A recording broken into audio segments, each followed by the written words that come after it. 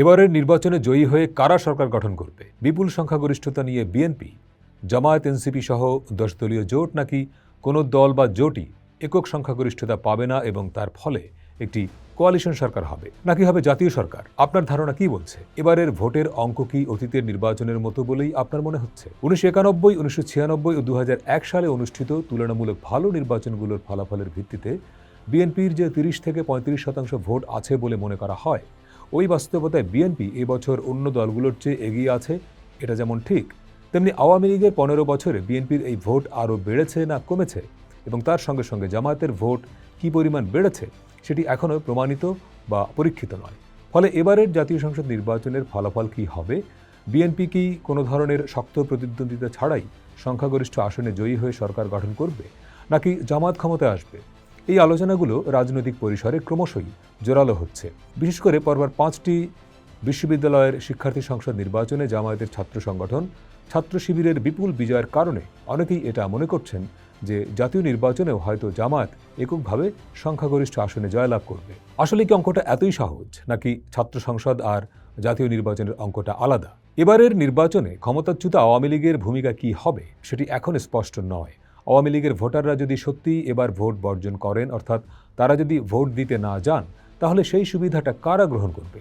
আর যদি আওয়ামী লীগের ভোটাররা ভোট দেন, তাহলে তারা কাদেরকে ভোট দেবেন? আওয়ামী লীগের এই ভোটই কি জয় পরাজয় নির্ধারণ করবে? কারা ক্ষমতায় এলে আওয়ামী লীগের লাভ আর কারা ক্ষমতায় এলে আওয়ামী লীগের ক্ষতি, বা ভবিষ্যতে আওয়ামী লীগের জন্য রাজনীতি করা কঠিন হবে, সেই হিসাব বা সেই অঙ্ক নিশ্চয়ই আওয়ামী লীগের আছে।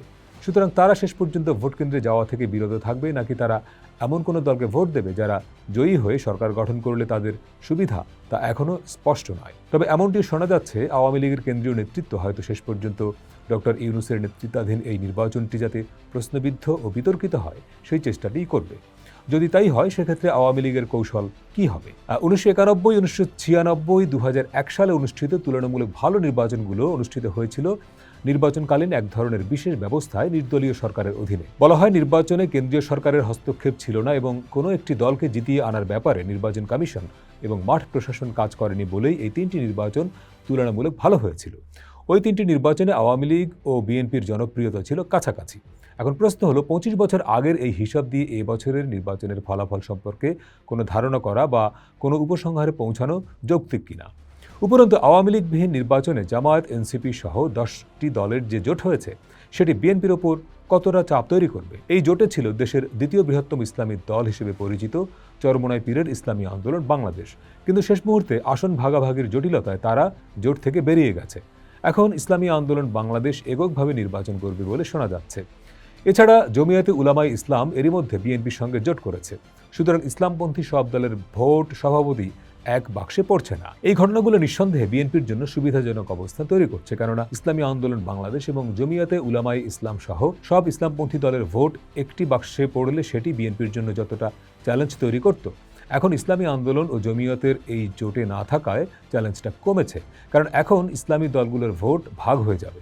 Jamaat, NCP, Khelafat Majlis, AB party সহ 10টি দলের যে ভোট, তার তুলনায় ইসলামী আন্দোলনের ভোটও কম নয়। সুতরাং এরকম একটি গুরুত্বপূর্ণ দল জোটে না থাকার মানেই হলো জামায়াতের নেতৃত্বাধীন জোটের প্রার্থীদের ভোট আর এক বাক্সে থাকছে না। তার ফলে বিএনপির প্রার্থীদের জয়ী হওয়ার সম্ভাবনা বাড়বে। তবে মামুনুল হকের নেতৃত্বাধীন খেলাফত মজলিস এবারের নির্বাচনে বড় ফ্যাক্টর হতে পারে বলে অনেকে মনে করেন, কেননা কওমি মাদ্রাসা ভিত্তিক ভোট ব্যাংকে মামুনুল হকের ব্যক্তিগত প্রভাব রয়েছে বলে মনে করা হয়। খেলাফত মজলিস আছে 10 দলীয় জোটে, ফলে এটা ইসলামী আন্দোলন বাংলাদেশ ও জমিয়াতে উলামায়ে ইসলামের প্রার্থীদের উপর নিঃসন্দেহে চাপ তৈরি করবে। এসব অঙ্কের বাইরে এবারের নির্বাচনে আওয়ামী লীগকে আমলে নিতে হবে।